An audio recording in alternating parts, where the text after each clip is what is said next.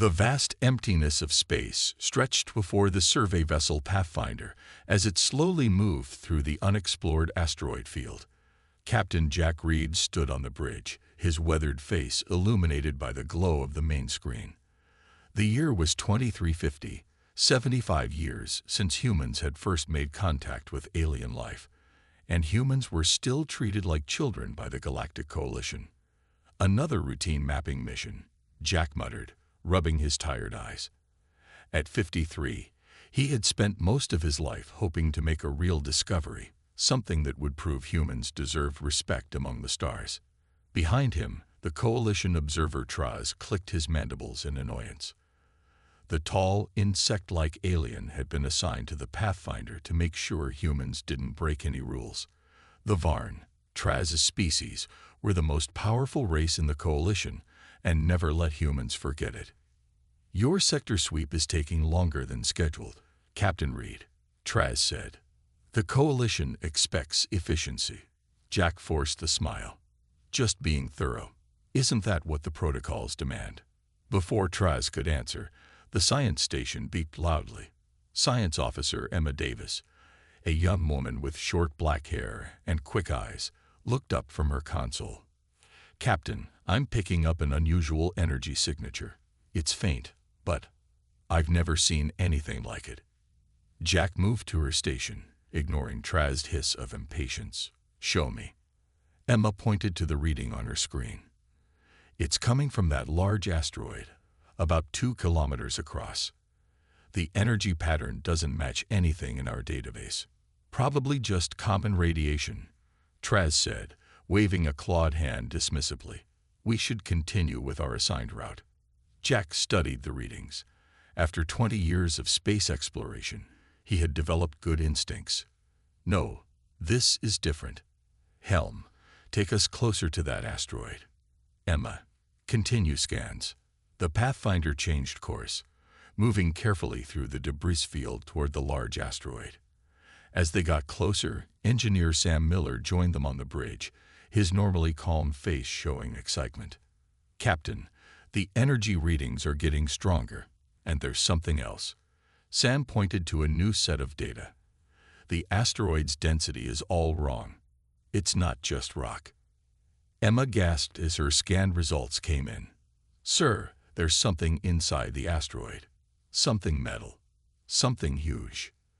The main screen changed to show a detailed scan of the asteroid. What they had thought was a normal space rock was actually wrapped around something artificial, a massive structure that extended deep into the asteroid's core. "Magnify," Jack ordered, his heart beating faster. The image zoomed in, revealing what looked like the hull of a ship, but not just any ship. This was enormous, dwarfing even the largest Coalition dreadnoughts. "We need to report this to Coalition Command immediately," Traz said, his voice tight with authority. "And then continue our mission." Jack turned to face the alien. "The exploration protocols give us the right to investigate unusual phenomena. This clearly qualifies." "This is beyond your authority, human," Traz said coldly. Jack stood his ground. Protocol 27B specifically states that survey vessels may conduct preliminary investigations of up to 48 hours before reporting unusual discoveries. "I'm invoking that protocol now." Traz's compound eyes narrowed, but he knew Jack was right. "Very well. 48 hours, then we report to my superiors." 4 hours later, Jack led a team in environmental suits to the asteroid's surface. Emma and Sam came with him, along with Traz, who insisted on monitoring their activities. They used cutting tools to create an entrance through the asteroid's outer layer. "The structure appears to be some kind of spacecraft," Emma said, scanning the hull they had exposed. "But the metal, it's not in our database." Sam ran his gloved hand over the dark, smooth surface. "This material should have been destroyed by micrometeorites over time, but it's nearly perfect." They cut through an outer door, revealing a massive airlock. To everyone's surprise, ancient mechanisms still functioned, allowing them entry into the ship itself. Inside, their helmet lights revealed enormous corridors that made them feel like ants. The air was stale but breathable, and gravity systems still functioned at low power. "This is impossible," Traz muttered, genuine awe in his voice. "This technology." Sam found what appeared to be a control panel, and against Traz's protests, activated it. Lights flickered to life along the corridors, and a deep hum filled the air as ancient systems awoke from their long sleep. "I'm detecting power building up throughout the ship," Emma said, checking her scanner. "It's like it's waking up." They followed the activated lighting to what appeared to be a bridge or command center.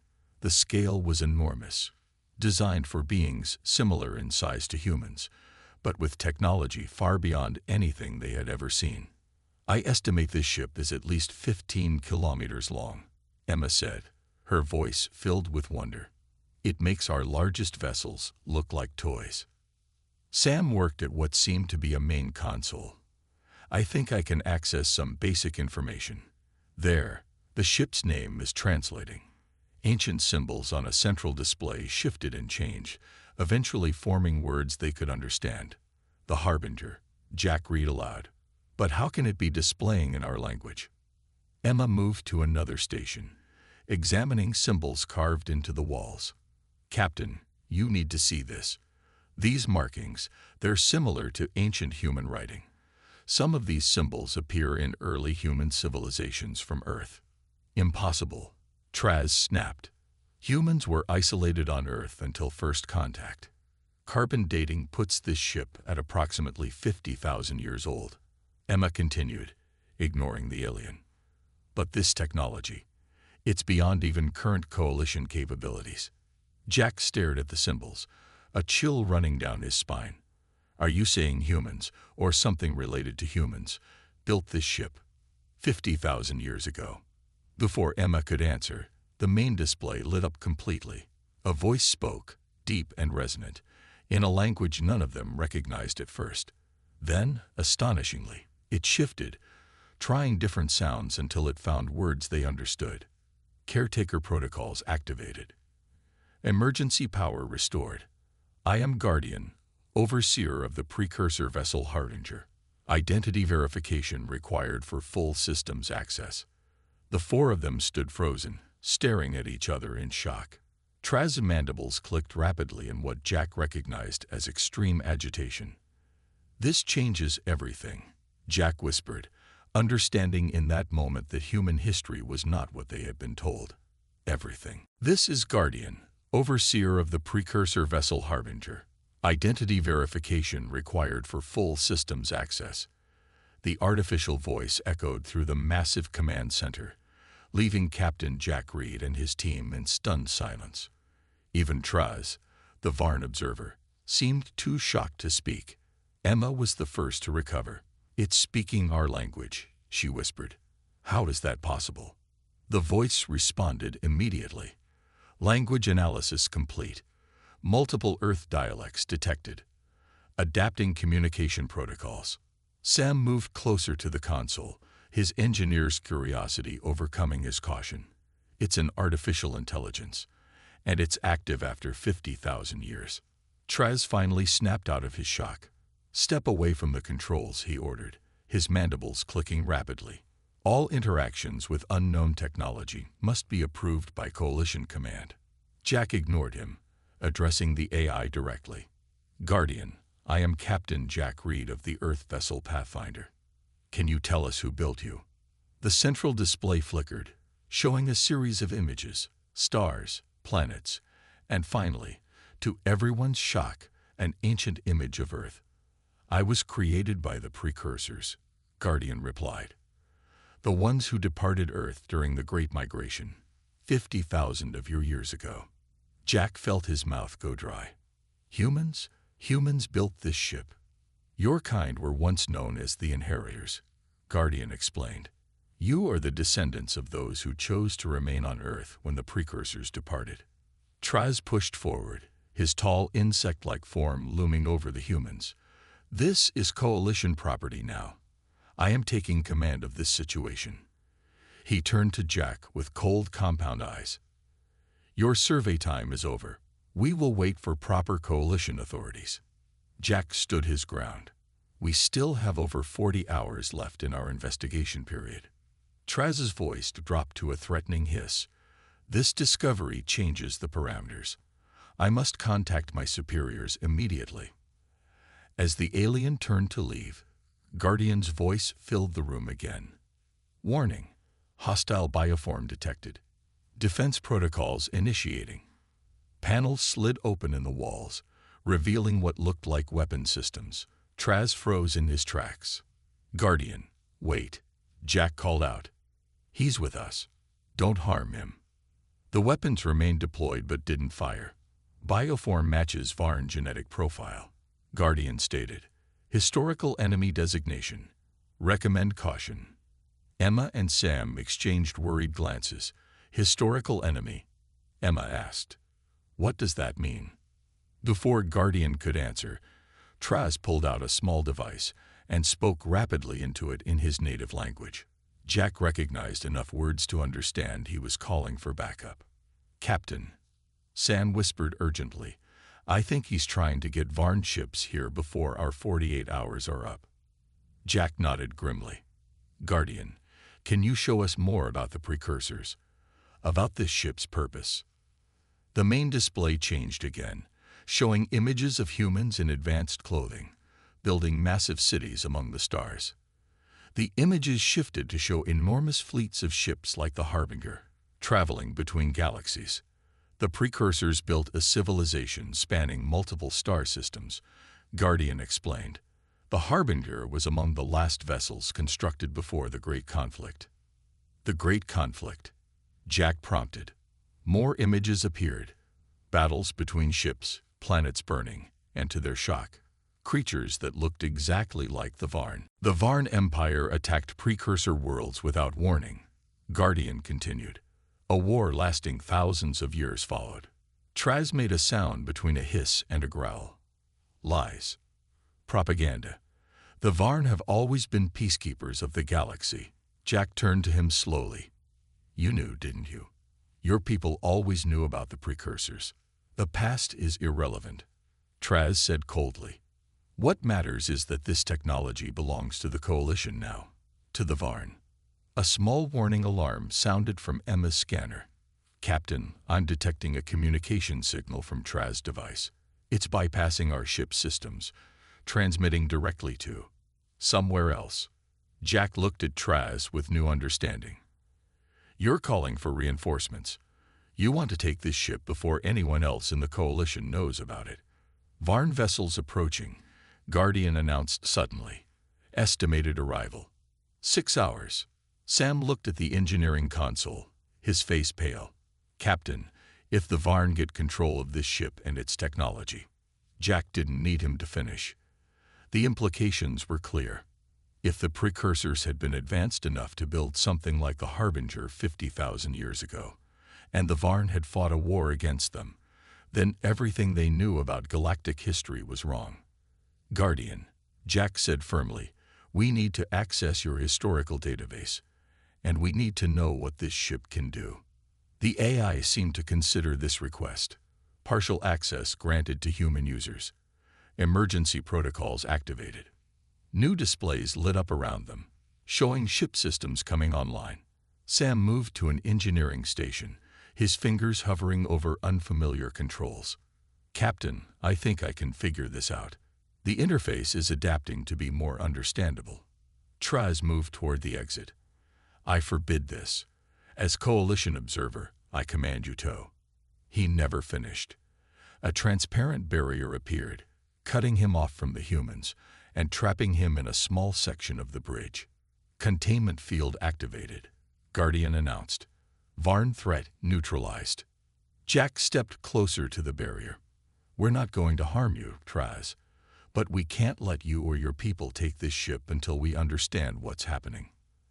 Emma had found what appeared to be a historical database. Her eyes widened as she read. Captain, according to this, the precursors weren't warriors. They were explorers and scientists who tried to peacefully contact other species, including the Varn. More information flowed across the screens as Guardian continued to grant them access. The Varn attacked the precursors because they feared their technology. Emma continued reading. And after the war, the Varn didn't just defeat the precursors. They hunted them to extinction. Sam looked up from his console. Not complete extinction. Guardian were some precursors saved. The Harbinger was not primarily a weapon of war, Guardian replied. It was the last ark of precursor knowledge, hidden away before our civilization fell. I was programmed to wait until worthy inheritors found this vessel. A new alarm sounded. Through the massive viewports, they could see lights in the distance, ships dropping out of faster-than-light travel. Varn battle group detected. Guardian announced. 5 warships approaching. Defensive systems at minimal capacity. Jack looked at his small team, then at the trapped Varn observer, and finally at the wonders of the ancient ship around them. In this moment, he understood that the future of humanity had changed forever. Guardian, he said with determination, teach us how to use this ship. Quickly. Varn battle group approaching. Weapons charging. Guardian's voice was calm despite the danger.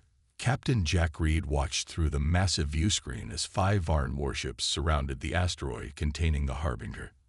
His palms felt sweaty. The Pathfinder was just a survey ship with minimal weapons. Against 5 warships, they stood no chance. Their only hope was the ancient dreadnought they stood in, but it was only partially awake after 50,000 years of sleep. Guardian, what defensive capabilities do we have? Jack asked. Main weapons are offline. Hull integrity at 60%. Shield systems operational at minimal capacity. Sam worked frantically at the engineering console. I think I'm figuring out the power systems. It's almost designed to be understood by humans. Because it was designed by humans, Emma said softly. She hadn't moved from the historical database, her face pale as she read. Captain, you need to see this. Jack joined her, looking at the stream of information flowing across the screen. Images showed the once great precursor civilization, human cities spanning entire planets, ships traveling between stars, scientific wonders beyond imagination.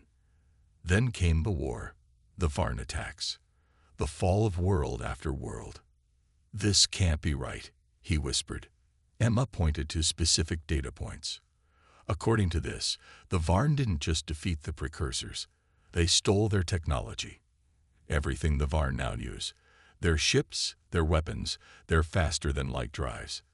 They took from humans, from the precursors, from inside his containment field. Traz hissed angrily. Lies. Varn civilization has always been superior. Guardian, Jack asked, is this true? Did the Varn steal precursor technology?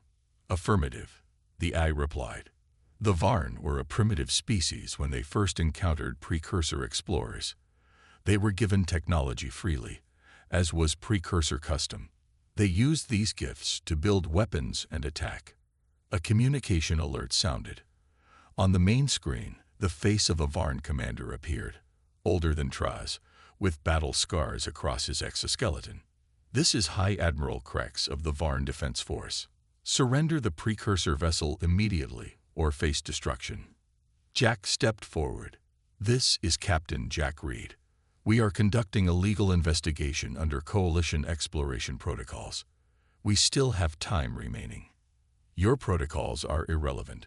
Krex interrupted. That vessel belongs to the Varn by right of victory. Our ancestors defeated the precursors in honorable combat. Is that what you call it? Emma couldn't help herself. Stealing technology and committing genocide. Krex's compound eyes narrowed. You know nothing, human. Your species has been kept in its proper place for a reason.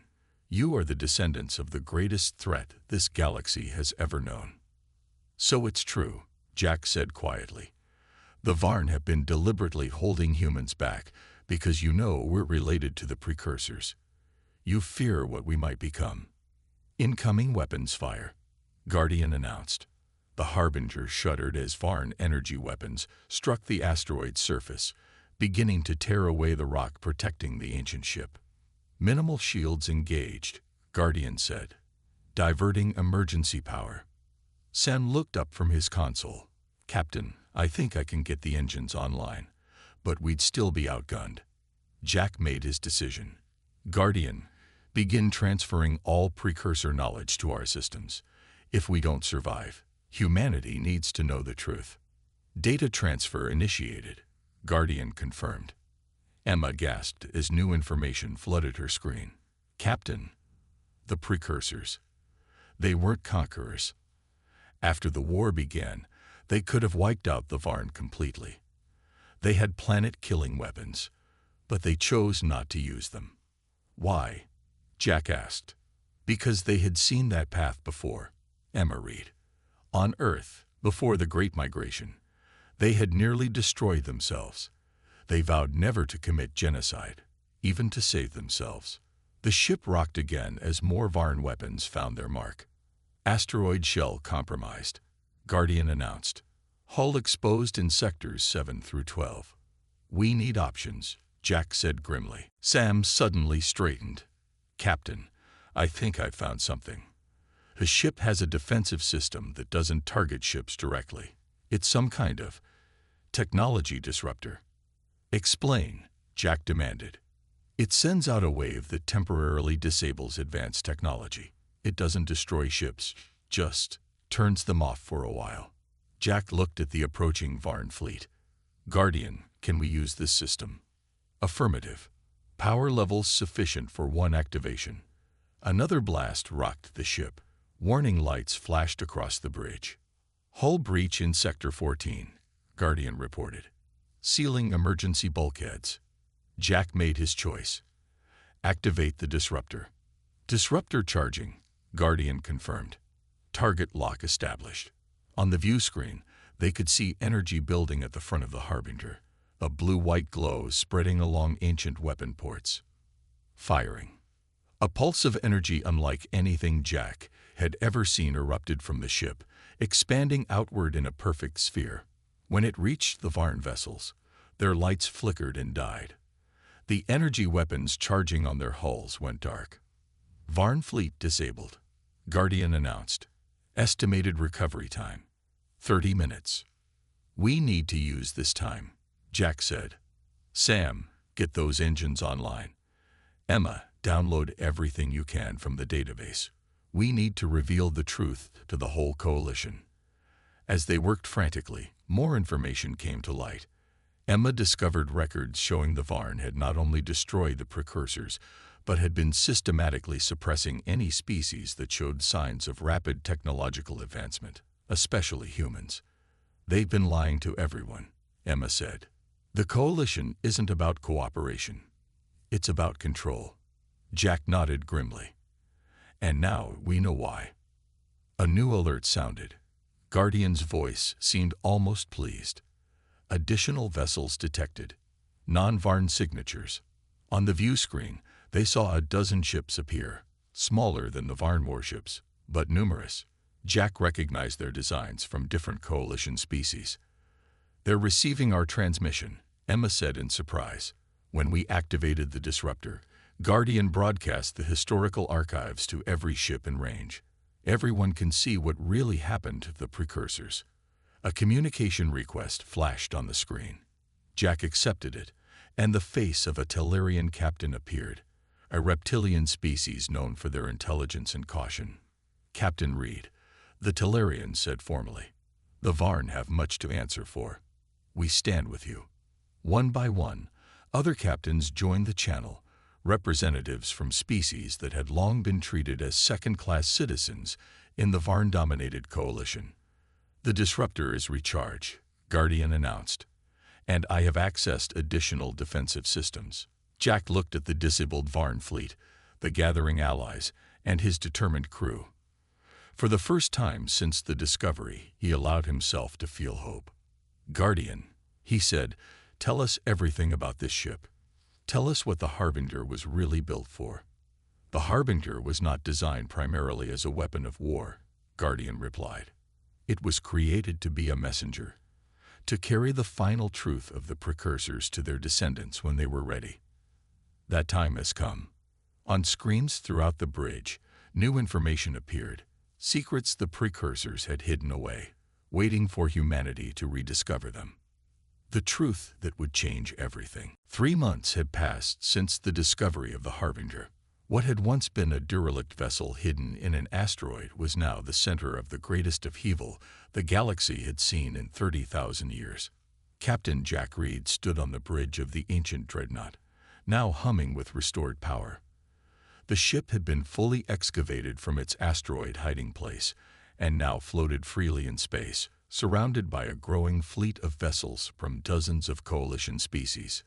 "Status report," Jack said, looking around at what had once been a small survey team, but was now the command crew of the most powerful ship in the galaxy. Emma looked up from her console, where streams of precursor data continued to flow. In the past months, she had learned more about human history than all Earth's historians combined. "The broadcast continues to reach new systems daily," she reported. 17 more worlds have declared independence from Varn control. Sam approached from the engineering section, wiping his hands on a cloth. He had been working with engineers from a dozen species to restore the Harbinger systems. "Engine efficiency up to 87%, he said proudly. "And we've installed the knowledge transfer systems on the Allied ships. They can now use some of the basic precursor technology without Varn override codes." Jack nodded. The revelation that the Varn had installed hidden override codes in all technology they shared with other species had been one of the most damaging discoveries. "What about the Varn response?" he asked. Emma's expression turned serious. "Their home fleet has been mobilized. Long-range scouts report they'll reach our position in approximately 10 hours. 47 battleships and support vessels." Jack looked at the tactical display. Their own alliance had grown to include nearly 30 ships, but they were smaller, less well-armed vessels. The Varn still controlled the most powerful military force in the known galaxy. "Guardian," Jack addressed the ship's AI. "What's your assessment?" The AI's calm voice filled the bridge. "The Varn fleet outguns our allied vessels by a factor of 6. Conventional engagement would result in significant losses. But we have the Harbinger," Sam pointed out. "The Harbinger's defensive capabilities are formidable," Guardian agreed, "but not designed for prolonged combat operations. Our primary advantage remains the technology disruptor." Jack nodded. The disruptor had proven to be their most effective weapon, capable of temporarily neutralizing Varn ships without destroying them. "The problem is they know about it now," he said. "They'll have countermeasures." As if in response to his words, a communication request came through. Jack signaled to Emma to accept it. The screen displayed the face of High Admiral Krex, his scared exoskeleton now adorned with additional military insignia. "Captain Reed," Krex said, his voice cold with controlled fury. "This rebellion ends now. You have spread lies and sedition throughout Coalition space." "Not lies, Admiral," Jack replied calmly. "Just history, your history. The truth your people have hidden for 30,000 years." Krex's mandibles clicked in agitation. "You know nothing of the burden we have carried. The precursors were not the benevolent explorers you believed them to be. They were dangerous. Their technology was dangerous." "Dangerous to your control, you mean," Emma said, stepping into view of the communication array. "The precursors nearly destroyed themselves on Earth before they came to the stars," Krex said. "We did what was necessary to protect the galaxy." Jack shook his head. "By committing genocide. By stealing their technology and using it to enslave other species. By ensuring stability." Krex nearly shouted. "Your human ancestors created weapons that could destroy stars, tear holes in reality itself. They had to be stopped before they destroyed everything." There was something in the Admiral's voice that gave Jack pause, not just anger, but fear. Real fear. "Guardian," Jack said after Krex finished, "is this true? Did the precursors have weapons that powerful?" "The precursors developed significant technological capabilities," Guardian confirmed, "including weapons of considerable destructive potential. However, after the near destruction of Earth, they established strict ethical protocols governing their use." Jack turned back to the screen. So you attacked them because of what they might do, not what they had done. We attacked because we saw the inevitable outcome of letting such power go unchecked, Krex replied. And now you prove our point. In just 3 months, you have torn apart the stability of the coalition. Worlds that have known peace for millennia now prepare for war. Not war, Jack corrected. Freedom, independence from Varn control. Krex's compound eyes seemed to narrow. You have 6 hours to surrender the precursor vessel and all its technology. After that, we will destroy it and everyone on board. This is your only warning. The screen went dark. Jack turned to face his crew and the representatives of other species who had joined them on the bridge. He's afraid, Sam said quietly. They all are. That's why they've always held humans back. Not just humans, said Nax, a Tellurian commander who had become one of their strongest allies. Any species that develops too quickly. My people were subjected to 3 separate technology restrictions in the past millennium. Emma looked up from her console. Captain, I've been studying the final records of the precursor civilization. I think I understand now. She brought up a series of images on the main display. Beautiful worlds, advanced cities, and finally a series of stark, barren planets. The precursors didn't just fight the Varn, she explained. They were also fighting something else, something they called the corruption. Some kind of technological plague that affected advanced systems. And this is relevant now because, Jack prompted, because the precursors believed the corruption was attracted to misused technology. Weapons, especially. They came to believe that using their most powerful weapons would only spread the corruption faster. Sam looked troubled. So they held back, even when they were losing. Emma nodded. They sacrificed themselves to protect other emerging species, including their distant cousins still developing on Earth. Jack considered this information. Guardian, did the Varn know about this corruption? Uncertain, the Eye replied. However, precursor records indicate attempts to warn the Varn. These warnings were ignored. A tactical alert sounded. Sam rushed to his console.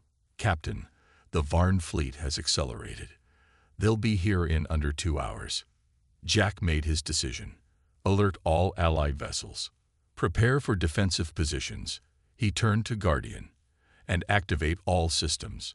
It's time to show the Varn what the Harbinger was really designed to do. Caution advised. Guardian responded. Primary systems have not been fully tested. We're out of time for testing, Jack said grimly. The future of every free species in the galaxy depends on what happens in the next 2 hours. As warning klaxons sounded throughout the massive ship, Jack looked at the tactical display showing the approaching Varn armada. Whatever happened next would change the course of galactic history forever. The massive Varn fleet filled the view screen of the Harbinger. 47 battleships, their weapons primed and ready, moved into attack formation. Behind Jack Reed, the bridge crew worked with quiet determination. This was the moment everything had led to. All Allied ships in defensive positions, Emma reported. Everyone standing with us, Captain. The Allied fleet looked small compared to the Varn armada, barely 30 ships of various sizes, crewed by beings from a dozen different species. What they lacked in firepower, they made up for in courage and the conviction that they were fighting for the truth. Guardian, Jack addressed the ship's eye. Are all systems ready? Primary systems online, Guardian confirmed. However, I must again advise caution. The Harbinger's core technology was not designed primarily for warfare. Sam looked up from his engineering console. We've learned so much in 3 months, but there's still so much we don't understand about this ship. Jack nodded. He knew they were taking an enormous risk, but the alternative was surrender, and that wasn't an option. Not after everything they had learned about the Varn and their lies. The communication system activated, and High Admiral Krex appeared on the main screen. Your time has expired, Captain Reed, the Varn commander said coldly. Surrender now, or be destroyed. Jack stood tall. We will not surrender the truth, Admiral. For 30,000 years, your people have controlled the galaxy through lies and manipulation. That ends today. So be it, Krex replied. You leave us no choice. The screen went dark, and seconds later, energy weapons from the Varn fleet lit up space. The battle had begun. Shields holding. Guardian reported as the first barrage hit the Harbinger. Allied vessels taking damage. Jack watched as the smaller ships of their coalition moved to engage the Varn fleet, drawing fire away from the Harbinger. They were buying time, and everyone knew it. Disruptor status? Jack asked. Charged and ready, Sam replied. But they're keeping their distance. They're outside our effective range. Jack had expected this. The Varn knew about their primary weapon now and had adjusted their tactics. Guardian, what about the primary system you mentioned? The one the Harbinger was actually designed for. The Revelation Protocol is operational, Guardian confirmed. However, once activated, it cannot be stopped. Emma looked up from her console. Captain, I've been studying this. The Revelation Protocol isn't a weapon. At least not in the conventional sense. It's designed to share knowledge. Explain, Jack said. The precursors built the Harbinger as a fail-safe. Emma continued, her eyes alight with understanding. If they lost the war, this ship would preserve their knowledge and their values. The Revelation Protocol is meant to share that knowledge with all advanced species simultaneously. Another blast rocked the ship. Warning lights flashed across the bridge. Shields at 60%, Guardian reported. 3 Allied vessels destroyed. Varn fleet advancing. Jack made his decision. Prepare the Revelation Protocol. Target all ships, Varn and allies alike. Captain, Sam said uncertainly, we don't know exactly what this will do. We know the precursors weren't destroyers, Jack replied. They valued life, even their enemies' lives. I trust their judgment. He turned to the main console. Guardian, activate the Revelation Protocol. Acknowledged. Revelation Protocol, initiating. The lights on the bridge dimmed as power was diverted to the ship's core. A low hum built throughout the massive vessel, rising in pitch and intensity. Energy signature unlike anything I've ever seen, Sam reported, staring at his readings with wide eyes. On the view screen, they could see the Varn ships continuing their advance, unaware of what was about to happen. Revelation Protocol activated, Guardian announced. A wave of energy, different from the disruptor, pulsed outward from the Harbinger. It was almost invisible, a ripple in space that expanded in all directions at incredible speed.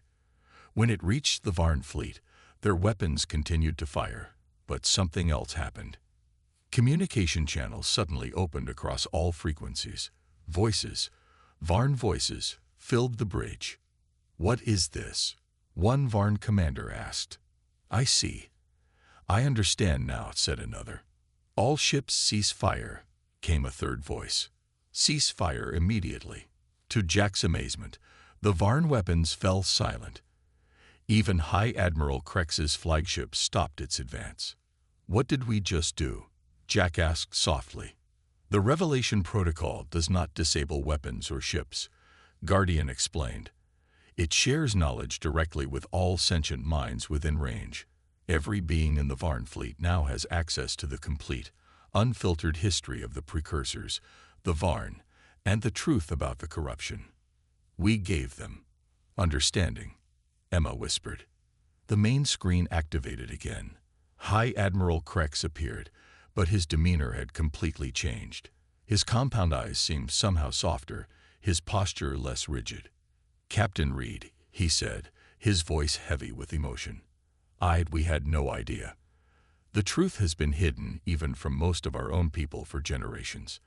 Only the highest levels of our government knew the full history. And now everyone knows, Jack said. Krex nodded slowly. The corruption. It was real. Is still real, somewhere out in the darkness between galaxies. Our ancestors didn't just fear the precursors' weapons. They feared what those weapons might attract. But that didn't justify genocide, Jack said firmly. No, Krex agreed, surprising everyone. It did not. What our ancestors did was unforgivable. They took the easy path, elimination rather than cooperation, and then they built an empire on lies. Over the next several hours, an unprecedented peace was established. Ships that had been firing on each other now docked together.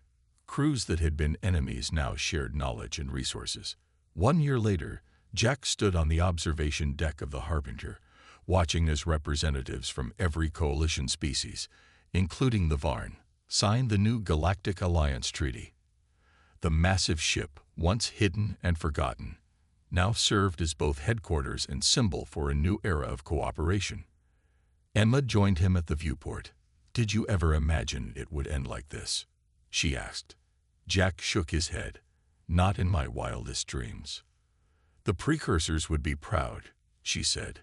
"Their legacy lives on, not through dominance or weapons, but through knowledge freely shared." Sam approached, holding a datapad.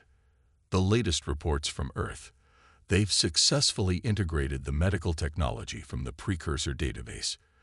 Diseases that plagued humanity for centuries are being eradicated." Jack smiled. "And the corruption?" "No sign of it," Sam confirmed. "But we're monitoring, just as the precursors did. And this time, if it appears, we'll face it together, all species united." Guardian's voice joined their conversation. "Captain Reed, final preparations are complete.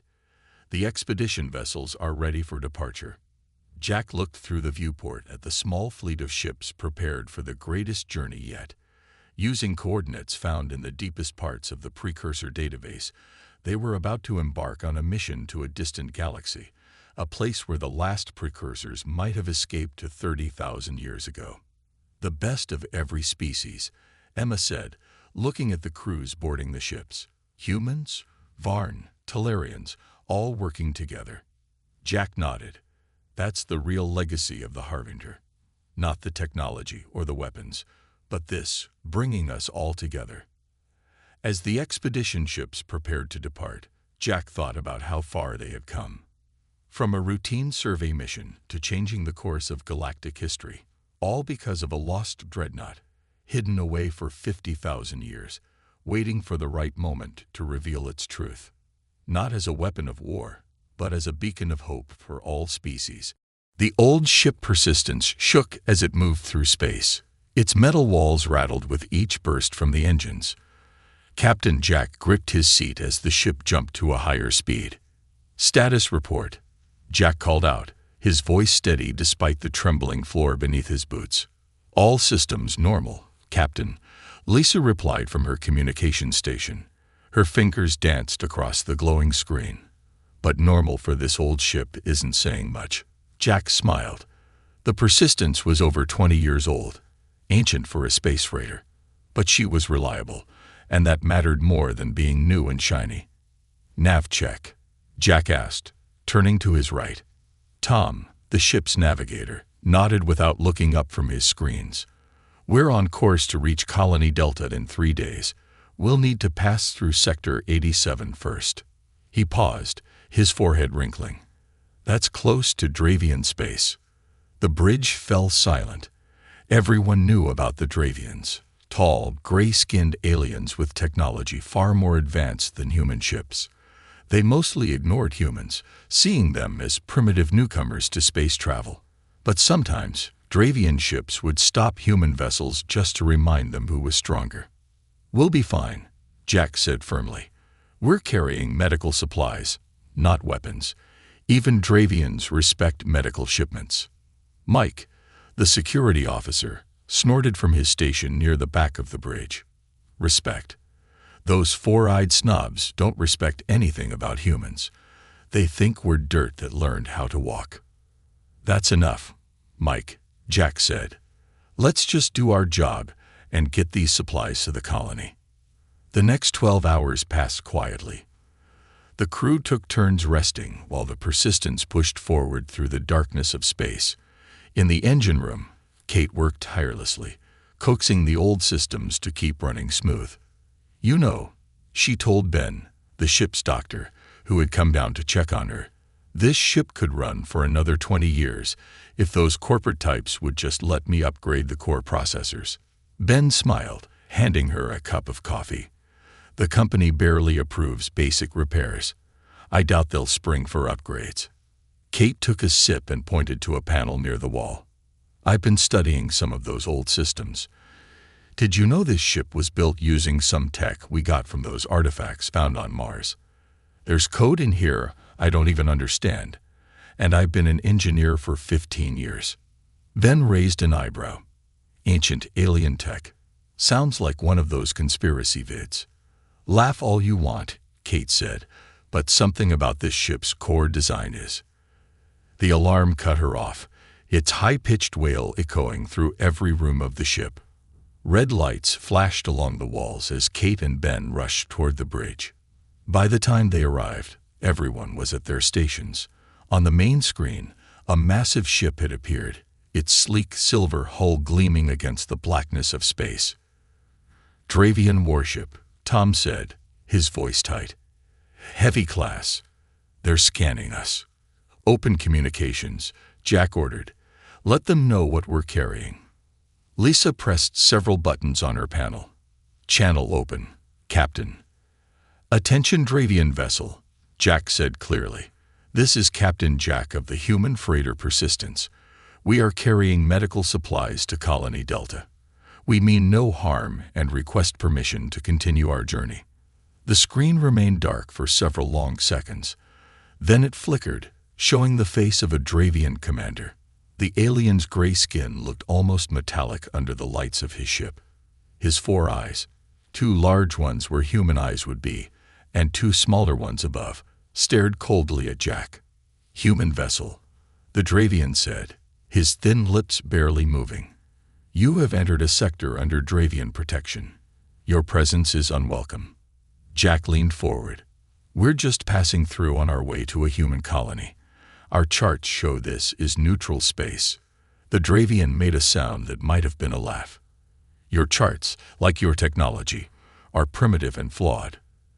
This sector falls under new Dravian claim as of 30 rotations ago. Mike muttered something under his breath. Jack shot him a warning look before turning back to the screen. We apologize for the misunderstanding, Jack said carefully. We'll adjust our course immediately. The Dravian commander's 4 eyes blinked in unison. That will not be necessary. Your vessel requires inspection. Before Jack could respond, the ship shuddered violently. The lights flickered and died, leaving only the emergency red glow. Screens went dark across the bridge as a wave of energy washed over the Persistence. What just happened? Jack demanded, struggling to see in the dim light. Kate's fingers flew over her dead engineering panel, trying to get some response. Some kind of electromagnetic pulse. It's fry our systems. We're dead in space. The main screen flickered back to life. The only system still working, showing the Dravian commander once more. Your vessel is obsolete. Your species is unworthy of the stars. We leave you adrift as a lesson. The alien's voice was flat, emotionless. Perhaps in time, humans will learn their place. The screen went dark as the Dravian ship turned away, its engines flaring blue as it accelerated into the distance. Status report, Jack called out. What's still working? Not much, Kate said grimly. Main power is gone. Life support is on emergency backup. We have maybe 3 days of air. Engines are completely dead. Communications, Jack asked, turning to Lisa. She shook her head. Long-range comms are fried. We couldn't call for help even if there was anyone to hear us. What about the distress beacon? Mike asked. Also dead, Kate replied. Whatever they hit us with, it was designed to take out everything.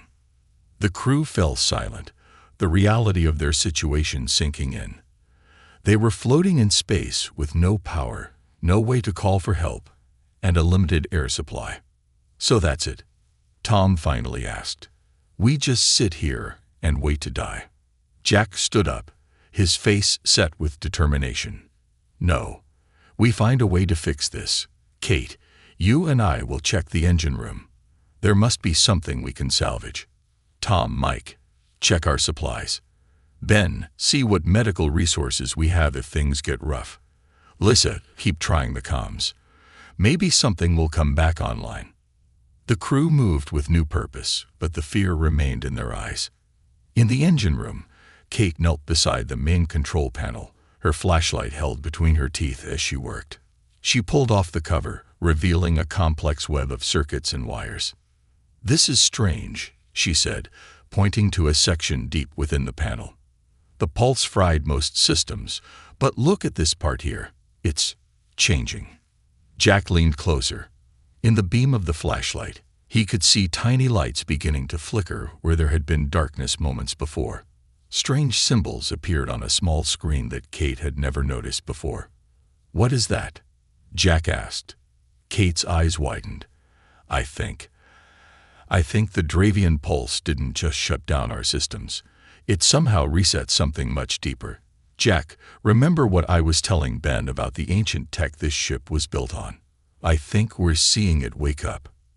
She pointed to the symbols scrolling across the hidden screen. "These aren't in any human language I know. This could be the original operating system of the ship, the one built on technology we barely understand." Jack looked from the strange symbols to Kate's excited face. "Are you saying there's a chance?" Kate nodded, a spark of hope in her eyes. "More than a chance, Captain. I think the Dravians just did what the company never would. They gave us access to the real power of this ship.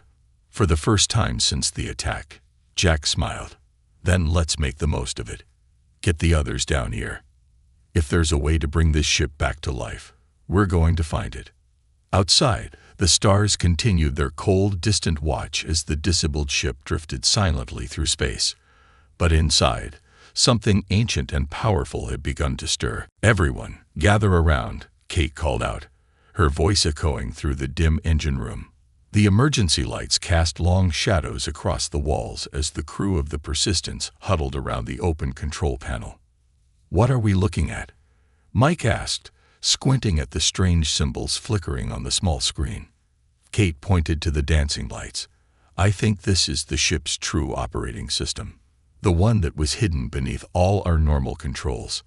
"Hidden? By who?" Lisa asked. Ben stepped closer, his eyes widening as he studied the symbols. "These look familiar," he said slowly. "They're similar to markings found on those artifacts from the Mars dig site." Tom raised an eyebrow. "The ones they said were left by some space-traveling civilization before humans even had fire." Ben nodded. "The precursors, they called them. No one really knows who they were. They left technology scattered across our solar system, but most of it was too advanced for us to understand." He pointed to a particular symbol that kept repeating. "This one was on tablets found in the deepest chamber. It means potential, or maybe evolution. The translations were never certain." "So our ship has alien tech in it?" Mike asked, looking around as if seeing the Persistence for the first time. Kate nodded. "The first faster-than-light engines were reverse-engineered from precursor tech. Everyone knows that. But I think the corporations that built ships like ours only implemented the bare minimum, just enough to make the ships work without really understanding the full system. And the Dravian pulse somehow unlocked it." Jack asked. "Exactly," Kate said. "It's like they used a key that opened a door we didn't even know was there." The screen suddenly changed, showing what looked like a ship schematic, but not of the Persistence they knew. This design was sleeker, with systems and connections they didn't recognize. "Is that our ship?" Lisa asked. "I think it's what our ship could be," Kate replied, her voice hushed with wonder. "The precursor tech wasn't just about faster-than-light travel. If I'm right, their technology was designed to evolve and adapt based on the needs of its users. So what can we do with it?" Jack asked, always focused on the practical. Kate ran her fingers along the edge of the panel. "First, we need to understand how to communicate with it. Ben, you've studied these symbols more than anyone else here. Think you can help me work out a basic translation?" Ben nodded, already pulling out his tablet where he kept notes on ancient languages. I'll do my best. The rest of you, check the ship, Jack ordered. See if any other systems are showing similar changes. And keep track of our oxygen levels. No matter what ancient tech we found, we still need to breathe. The crew split up, each taking a section of the ship. Tom returned to the bridge, while Mike checked the cargo hold. Lisa stayed to help Ben and Kate with their impromptu translation efforts. Hours passed as they worked. The emergency oxygen scrubbers hummed in the background, a constant reminder of their limited time. On the bridge, Tom stared at his navigation console in disbelief. "Captain," he called over the ship's intercom. "You need to see this." When Jack arrived, Tom pointed to his screen, which had come to life with new displays. "I was just sitting here, thinking about how we could plot a course home if we got the engines working again." And the screen just turned on. The display showed not just their current position, but layers of space Tom had never seen before, currents and eddies in what should have been empty vacuum.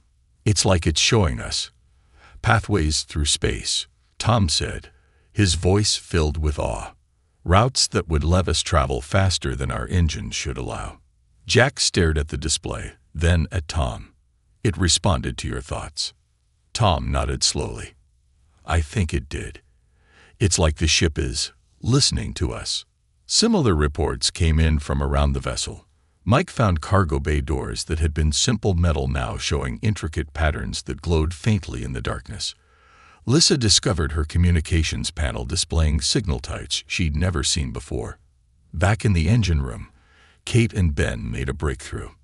"It's asking us something," Ben said, pointing to new symbols that had appeared on the screen. "I think it's saying, define purpose." Kate looked at Jack.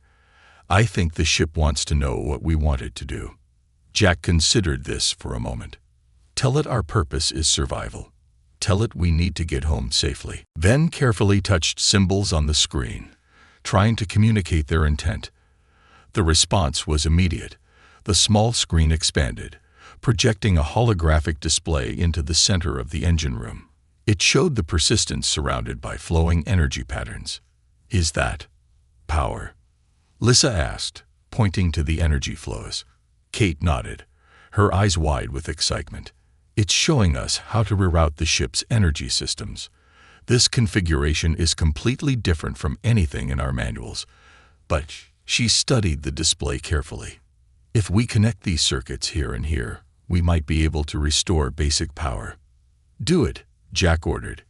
Kate hesitated. "Captain, this goes against everything I was taught about ship engineering. If I'm wrong, we're already dead if we do nothing," Jack reminded her. "I trust your judgment, Kate." With Jack's approval, Kate began reworking the ship's systems according to the holographic guide. She disconnected standard pathways and created new ones, following patterns that seemed to defy conventional engineering logic. "This makes no sense," she muttered as she worked. "It's like we've been using the ship's systems all wrong for years, like trying to run a computer by connecting all the wrong wires." After an hour of careful work, Kate stepped back, wiping sweat from her forehead. "That should do it. If I'm right, we'll have power restored to critical systems. If I'm wrong, we'll have to try something else," Jack said firmly. "Go ahead." Kate took a deep breath and pressed a sequence of symbols on the screen. For a moment, nothing happened. Then, with a low hum, lights flickered on throughout the ship. The main engines remained off, but life support systems came online, filling the ship with fresh air. "You did it," Lisa exclaimed. Kate shook her head in wonder. "No, the ship did it. All I did was follow its instructions. It's like it knew exactly what to do, but needed our help to make it happen." "So what now?" Mike asked. "We have lights and air, but we're still stuck in the middle of nowhere with no engines." Jack looked at the holographic display, which was now showing new patterns. "Now we keep going. Kate, what's it showing us next?" Kate studied the display, her expression growing more excited. "I think it's showing us how to access the real engine system, not just the limited version we've been using. But this will take more work. We need to physically reconfigure parts of the engine core." "How long?" Jack asked. "With all of us working together, maybe 12 hours. Jack nodded. "Then we better get started. Tom, set up a watch rotation. I want someone monitoring space for any sign of the Dravians coming back. The rest of you, help Kate with whatever she needs." As the crew moved with new purpose, Ben hung back to speak privately with Jack. "You realize what we found, right?" he said quietly. "This isn't just some hidden feature of our ship. If I'm right about these symbols and what they represent, we've tapped into technology that's thousands of years beyond human understanding." Jack looked around at the ship, seeing it with new eyes. "And you think we can control it?" Ben shrugged. "The fact that it's responding to us at all suggests it was designed to be used by species less advanced than its creators. The question is, how much of its potential can we actually unlock?" "I guess we'll find out," Jack said, clapping Ben on the shoulder. Outside, the stars continued their silent watch as the Persistence hummed with new energy.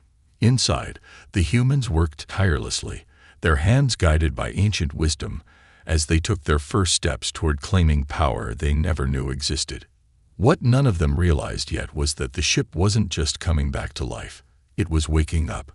And it had chosen them. Sweat dripped from Kate's forehead as she carefully connected wires deep within the engine core. The work was delicate and dangerous. One wrong move could fry the systems they had managed to restore. "Hand me that tool," she said to Mike, who was helping her. Mike passed her a device that looked like a standard welding tool, but Kate had modified it according to the ship's instructions.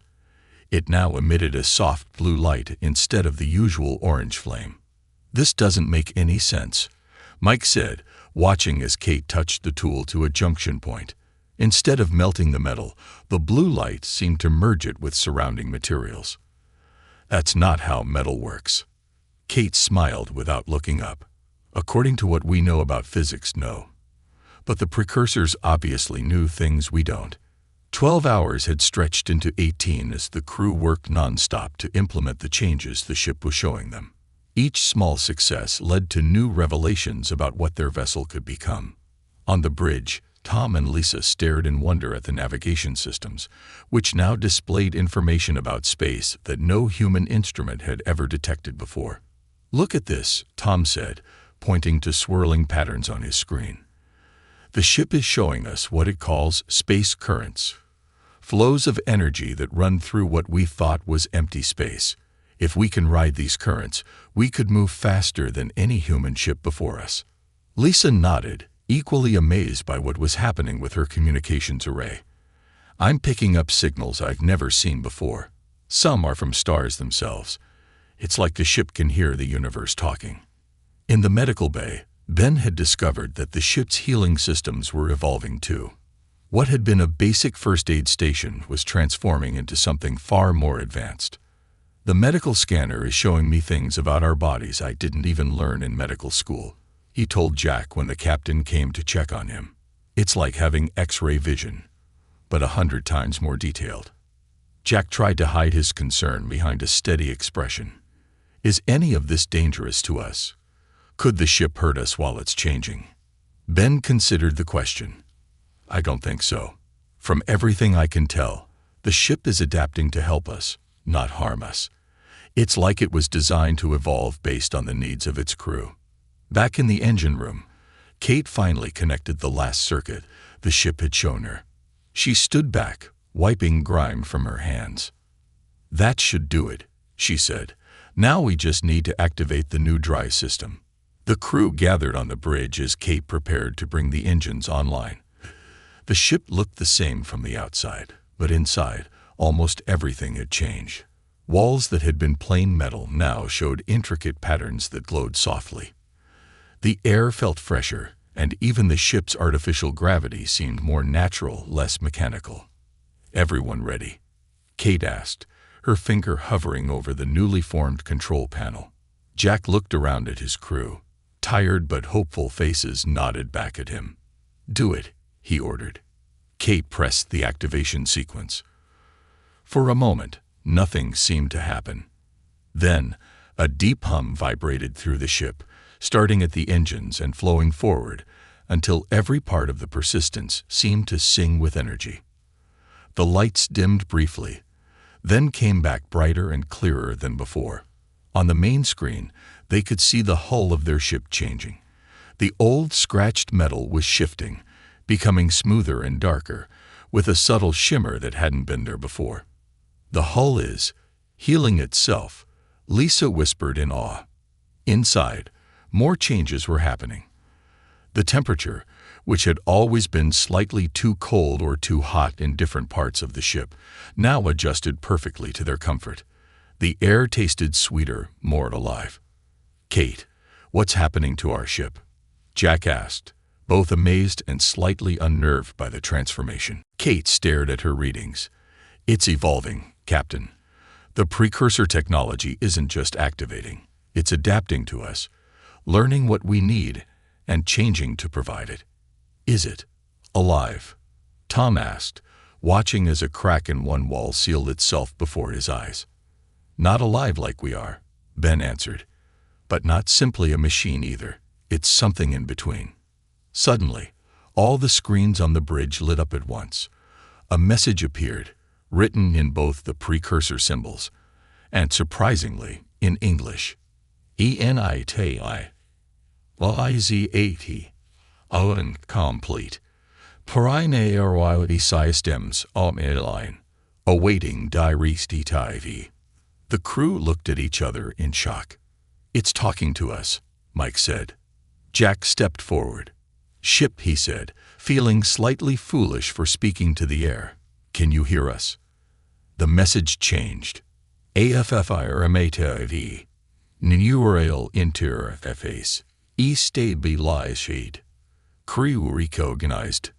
Captain Jack, Engineer Kate, Navigator Tom, Security Officer Mike, Communications Specialist Lisa, Dr. B.N. "It knows our names," Lisa said, her voice hushed. "It knows who we are." Jack took a deep breath. "Ship, what are your capabilities now?" The screen filled with information. Too much to take in at once. Propulsion systems beyond anything humans had developed. Defensive capabilities that could withstand forces strong enough to shatter planets.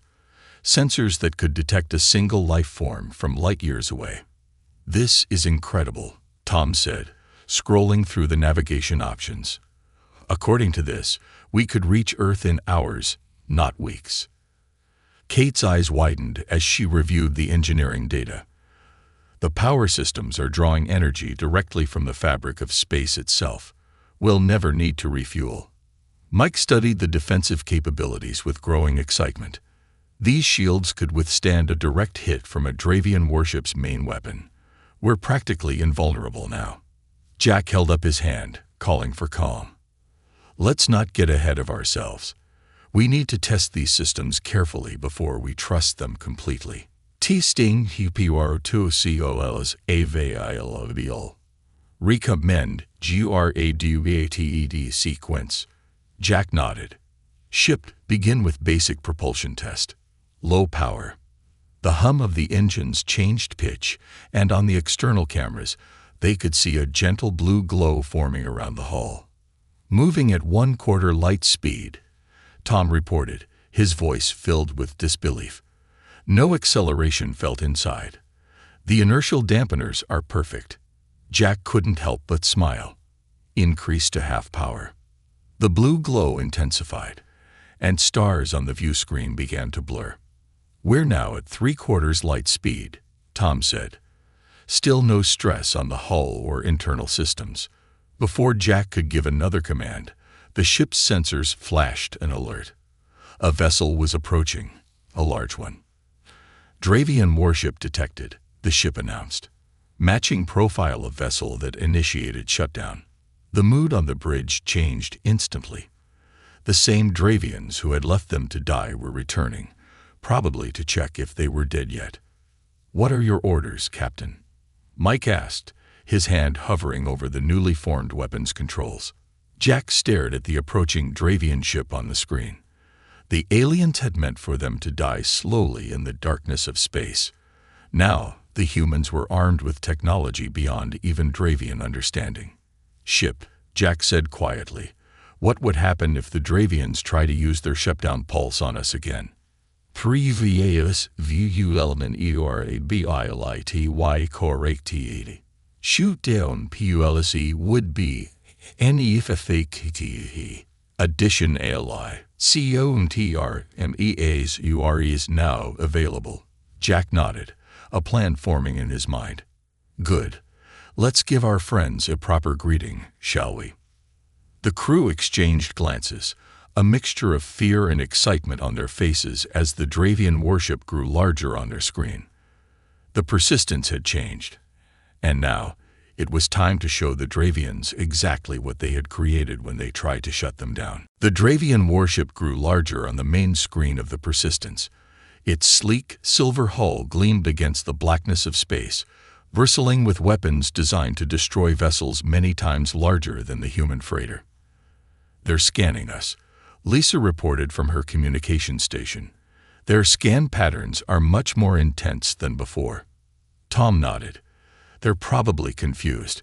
We don't look like the same ship they left for dead." Indeed, the Persistence had changed dramatically. Its once dull gray hull now had a deep blue-black color that seemed to shift and flow like water. The shape remained roughly the same, but smoother, as if the ship had melted and reformed into a more perfect version of itself. "Should we run?" Mike asked, fingers hovering over the weapon controls. "With our new engines, we could be halfway to Earth before they even turn around." Jack considered this for a moment. "No," he said finally. "If we run, they'll just find another human ship to pick on. It's time someone showed the Dravians that humans aren't as helpless as they think." The captain straightened his uniform, which was still the same even if his ship was not, and nodded to Lisa. "Open a channel to the Dravian vessel." Lisa touched a series of glowing symbols on her console.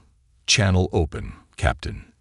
"Dravian vessel," Jack said, his voice steady and confident. "This is Captain Jack of the Persistence, the ship you attempted to destroy. We would like to speak with your commander." There was a long pause before the main screen flickered, showing the same four-eyed Dravian commander who had left them to die. The alien's expression showed confusion, quickly masked by disdain. "Human vessel," the Dravian said, his voice cold and metallic. "You have made modifications to your ship. Explain how you survived our shutdown procedure." Jack smiled. "We adapted. That's what humans do. You thought you were teaching us a lesson about our place in the universe. Instead, you taught us something about ourselves." The Dravian's four eyes narrowed. "Your primitive technology could not have countered our pulse weapon. You must have received outside assistance. Identify who helped you." "No one helped us," Jack replied. "In fact, you did us a favor. Your attack unlocked potential in our ship that we never knew existed." The Dravian commander made a harsh sound that might have been laughter. "You expect me to believe that human ingenuity alone could produce technology that our sensors cannot even classify? Your species has barely mastered space travel." "Believe what you want," Jack said with a shrug. "But know this, we are not the easy target you thought we were." The commander's upper eyes blinked rapidly, a sign of agitation. Ben had once explained to the crew, "You will power down your systems and prepare to be boarded. We will discover how you have acquired this technology." Jack looked around at his crew. Each face showed determination, not fear. They had come too far to surrender now. "I'm afraid we must decline your invitation," Jack said calmly. "We have cargo to deliver." The Dravian's face darkened with anger. "You do not have a choice, human. Power down or be destroyed." Jack ended the transmission with a gesture. "They're charging weapons," Mike reported, studying his display. "Ship," Jack said to the air. "What are our options?" The main screen changed, showing a detailed analysis of the Dravian vessel. Points of weakness were highlighted in red, while weapon systems were outlined in yellow. "Multiple options available," the ship responded in text across the bottom of the screen. defensive, offensive, or EVAs, IVs, or ATGIs ready. We don't want to kill anyone, Jack said firmly. But we need to show them we're not to be trifled with. Can we disable their weapons without destroying their ship? AFI or Meta E. Targeted elite to romagnetic burst available. Similar to ATACK USD all and this vessel, but precisely calibrated. Jack nodded. Perfect. Let's give them a taste of their own medicine. Captain, Kate warned from her engineering station. We haven't fully tested our new systems yet. There could be unexpected results. Noted, Jack said. But I don't think the Dravians are going to give us time for proper testing procedures. As if to confirm his words, the Dravian ship fired a warning shot, a beam of energy that passed just over the Persistence's hull. Their weapons are fully charged, Mike reported. Next shot won't be a warning. Jack took a deep breath. Ship, proceed with the electromagnetic burst. Target their weapons systems only. Executing. The Persistence hummed with power. On the exterior cameras, they could see energy building around their hull, focusing into a wave that shot toward the Dravian vessel. Unlike normal weapons, there was no beam or projectile, just a ripple in space that washed over the alien ship. The effect was immediate. The Dravian warship's lights flickered, and its weapons ports, which had been glowing with charged energy, went dark. Direct hit, Mike reported with satisfaction. Their weapons are offline. Lissa looked up from her console in surprise. They're hailing us, Captain. Jack nodded. Put them through. The Dravian commander appeared on screen again, but his composed demeanor had vanished. Behind him, crew members rushed about, trying to restore their systems. What did you do to our ship? The commander demanded, all four eyes wide with shock. The same thing you did to ours, Jack replied evenly. The difference is, we're not going to leave you helpless in space. Your life support and engines are still functional. You can make it back to your territory. The Dravian stared at him in disbelief. How is this possible? Human technology can it. Perhaps you should reconsider what humans are capable of. Jack interrupted. We may be new to the stars compared to your people, but we learn quickly. He leaned forward. Remember that the next time you encounter a human vessel. Before the commander could respond, Jack nodded to Lisa to end the transmission. They're not pursuing, Tom reported, watching the sensors. Their engines are starting to power up, but they're turning around. A cheer went up from the crew. They had faced the same aliens who had nearly killed them and emerged victorious.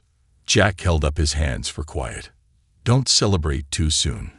We've made an impression on one Dravian ship, but they'll report back to their fleet. We need to be prepared for what comes next. What about our mission? Lisa asked. Do we still deliver the medical supplies to Colony Delta? Jack nodded. Absolutely. That's our job. But I think we can get there a bit faster than scheduled. He turned to Tom. Set a course for the colony. Let's see what this ship can really do. Tom grinned as he entered the coordinates. Course set, Captain. At our new top speed, we can be there in less than an hour instead of 3 days. Proceed, Jack ordered. The Persistence turned gracefully in space, its new engines glowing with blue-white energy. As they accelerated, the stars on the view screen stretched into lines of light. Inside the ship, the crew felt no acceleration, no strain. The ride was smoother than anything they had experienced before. It was as if they were standing still while the universe moved around them. It's beautiful, Lisa whispered, watching the star trails on the screen. Jack nodded in agreement. What had begun as a disaster had transformed into something none of them could have imagined. Their simple cargo ship had become something new, something powerful. And deep within the ship's systems, the ancient precursor technology continued to adapt and evolve, responding to the crew's needs and desires. The Persistence was no longer just a vessel that carried them through space. It had become something more, a partner in their journey among the stars. Colony Delta came into view on the main screen, a small settlement on a rocky planet with 2 moons. Normally, the site would have been a welcome relief after a long journey. Today, the Persistence had arrived 3 days ahead of schedule, thanks to its remarkable new capabilities. "We're being hailed," Lisa reported from her communication station. "They sound confused. They weren't expecting us yet." Jack smiled. "Put them through." The screen changed to show the weathered face of Colony Delta's administrator, a woman named Helen who had been running the outpost for over a decade. "Persistence?" she asked in disbelief. "Is that really you? Our sensors show you arriving, but you weren't due for 3 more days." "It's us," Jack confirmed. "We had some upgrades during our journey. The medical supplies are ready for delivery." Helen stared at them. "Your ship looks different. What happened out there?" Jack exchanged glances with his crew. They had agreed to be careful about revealing too much about their transformation. The power of the precursor technology could be dangerous in the wrong hands. "Let's just say we had a run-in with some unfriendly visitors that turned out better than expected," Jack said. "We'll tell you more when we land." After arranging landing coordinates, Jack ended the transmission and turned to his crew. "Before we go down there, we need to decide how much we're going to tell them about what's happened to the ship. The company will want to take the Persistence apart if they find out what it can do now," Kate said, her voice tinged with worry. "They'll try to replicate the technology without understanding it."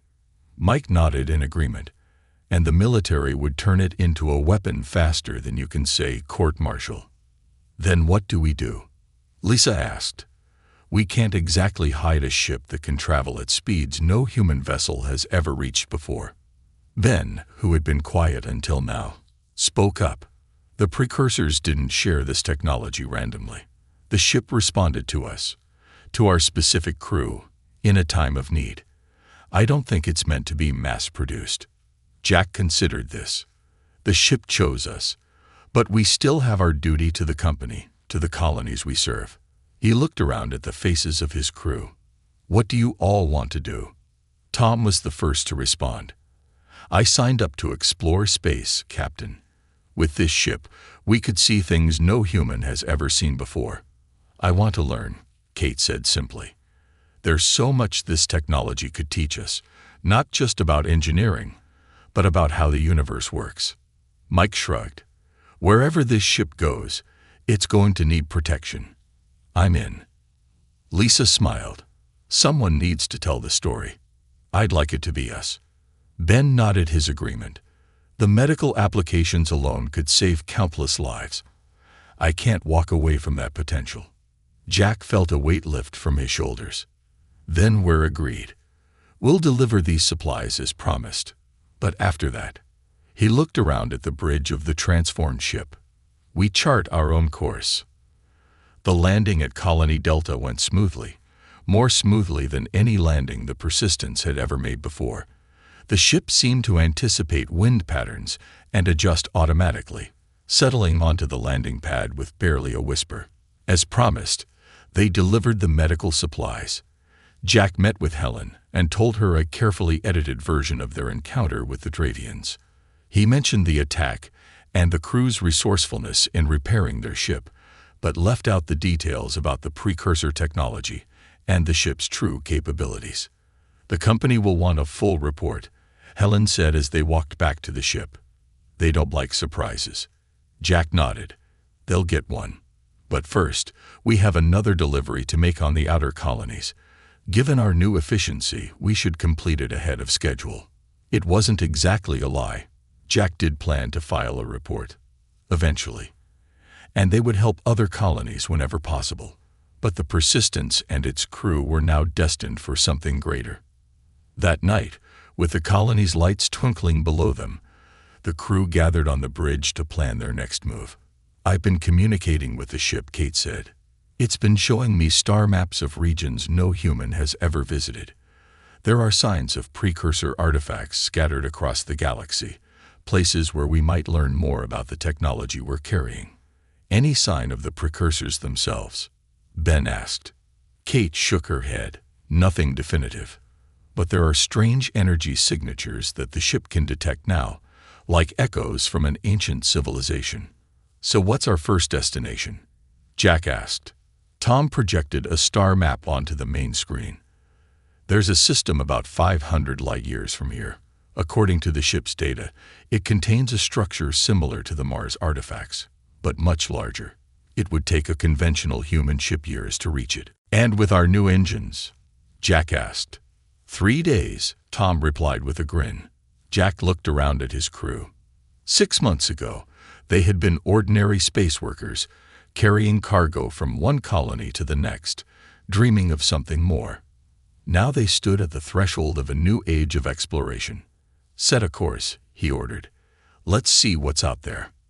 As the Persistence lifted off from Colony Delta, its hull shimmered in the light of the twin moons. To anyone watching from below, it might have looked like any other ship leaving orbit. But as soon as it cleared the atmosphere, it accelerated at a speed no human vessel had ever achieved, quickly becoming a streak of light that vanished among the stars. Over the months that followed, stories began to spread among the colonies about a mysterious ship that appeared when help was needed most. It rescued stranded vessels, delivered critical supplies during emergencies, and even drove off pirates who preyed on civilian transports. Some claimed it was a secret military project. Others said it was built by aliens who had allied with humans. A few even suggested it was a ghost ship, crewed by spirits of those who had died in space. Only 6 people knew the truth. 6 ordinary humans who had been faced with death and instead found power beyond imagination. 6 explorers who now traveled to the farthest reaches of the galaxy, mapping new worlds, discovering ancient secrets, and occasionally reminding advanced alien civilizations that humans were not to be underestimated. And deep within the living systems of the Persistence, the precursor technology continued to evolve, guided by the creativity and determination of its human crew. The ship that had once been shut down had indeed been upgraded to something approaching godlike power, not through conquest or theft, but through humanity's greatest strengths: adaptability, ingenuity, and the unwavering will to survive against impossible odds. As Captain Jack often said when meeting new civilizations, never judge a species by their technology.